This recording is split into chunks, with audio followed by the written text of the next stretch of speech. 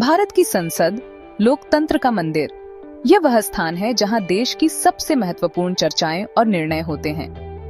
भारत एक लोकतांत्रिक देश है। यहाँ हर नागरिक को अपने मताधिकार का प्रयोग करने का अधिकार है। यहाँ जनता अपनी इच्छा से अपने प्रतिनिधियों को चुनती है। ये चुनाव देश के भविष्य को निर्धारित करते हैं। ये प्रतिनिधि जनता की आवाज बनकर संसद में पहुंचते हैं। वे जनता की समस्याओं और मुद्दों को संसद में उठाते हैं। संसद को लोकतंत्र का मंदिर कहा जाता है क्योंकि यहाँ जनता की आवाज गूंजती है और देश के भविष्य का फैसला होता है। यहाँ हर निर्णय जनता के हित में लिया जाता है। भारत की संसद का एक गौरवशाली इतिहास रहा है। यह हमारे स्वतंत्रता संग्राम के संघर्ष और बलिदानों की गाथा को संजोए हुए है। यह हमारे स्वतंत्रता संग्राम के मूल्यों और आकांक्षाओं का प्रतीक है।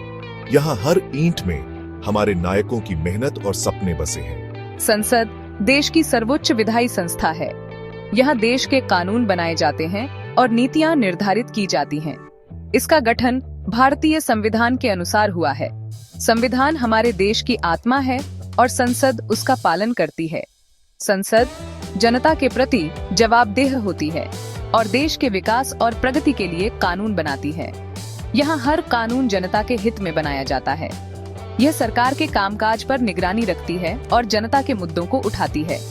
यहाँ हर सवाल का जवाब देना सरकार की जिम्मेदारी होती है। भारतीय संसद विश्व की सबसे बड़ी लोकतांत्रिक संसदों में से एक है। इसकी विशालता और विविधता इसे अद्वितीय बनाती है। इसकी गरिमा और मर्यादा को बनाए रखना हम सभी का कर्तव्य है। यह हमारे लोकतंत्र की नींव है और इसे मजबूत बनाए रखना हमारी जिम्मेदारी है। भारतीय संसद 3 प्रमुख अंगों से मिलकर बनी है: राष्ट्रपति, राज्यसभा और लोकसभा। ये तीनों मिलकर देश की विधायिका का निर्माण करते हैं और लोकतंत्र की नींव को मजबूत करते हैं। राष्ट्रपति भारत के सर्वोच्च नागरिक होते हैं और संसद का अभिन्न अंग होते हैं। वे देश के संवैधानिक प्रमुख होते हैं और संसद के दोनों सदनों के संयुक्त सत्र को संबोधित करते हैं। कोई भी विधेयक राष्ट्रपति की स्वीकृति के बिना कानून नहीं बन सकता।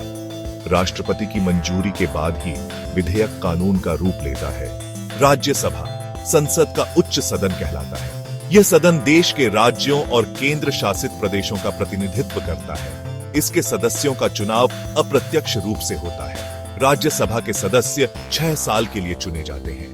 राज्यसभा में राज्यों का प्रतिनिधित्व होता है। यह सदन राज्यों के हितों की रक्षा करता है और उनके मुद्दों को संसद में उठाता है। यह सदन स्थायी होता है, अर्थात इसे भंग नहीं किया जा सकता। इसके सदस्य हर 2 साल में 1/3 बदलते हैं। लोकसभा संसद का निम्न सदन कहलाता है। यह सदन सीधे जनता द्वारा चुने गए प्रतिनिधियों से मिलकर बनता है। इसके सदस्यों का चुनाव जनता द्वारा सीधे तौर पर होता है। लोकसभा के सदस्य 5 साल के लिए चुने जाते हैं। लोकसभा जनता की आवाज को प्रतिबिंबित करती है। यह सदन सरकार बनाने और नीतियों को लागू करने में महत्वपूर्ण भूमिका निभाता है। संसद के कई महत्वपूर्ण कार्य हैं। सबसे महत्वपूर्ण कार्य है देश के लिए कानून बनाना।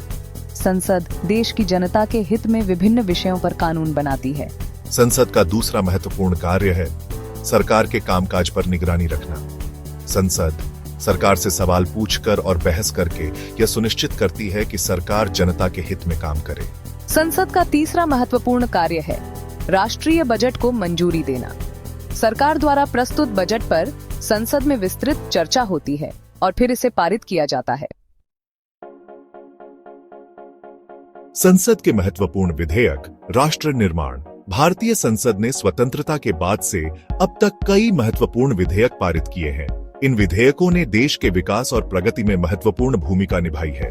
कुछ महत्वपूर्ण विधेयकों में शामिल हैं संविधान, अनुसूचित जातियां, आदेश, संशोधन विधेयक 2023, राष्ट्रीय आयुष विश्वविद्यालय विधेयक 2023, दिल्ली सेवा विधेयक 2023। इन विधेयकों ने समाज के विभिन्न वर्गों के जीवन को प्रभावित किया है और देश को एक बेहतर भविष्य की ओर अग्रसर किया है।